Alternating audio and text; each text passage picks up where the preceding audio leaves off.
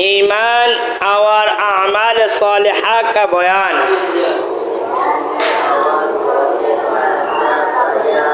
ईमान अर्थ ईमान, ईमान अर्थ की সবাই বলেন, আওয়াজে বলেন। ঈমান অর্থ আওয়ার অর্থ এবং, আওয়ার অর্থ কি আমাল অর্থ আমল।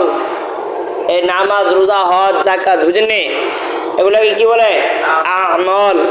সালেহা মানে ভালো, ভালো আমল। খারাপ আমল আছে, ভালো আমল আছে। গুনাহ এটা খারাপ আমল, খারাপ কাজ, বুঝেননি? এটাও আমল বলে।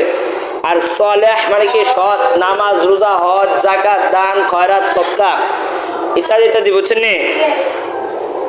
এগুলার কি আলোচনা, এগুলার আলোচনা, এগুলার কি আলোচনা। সওয়াল, ईमान कैसे कहते हैं? ईमान काके बोले?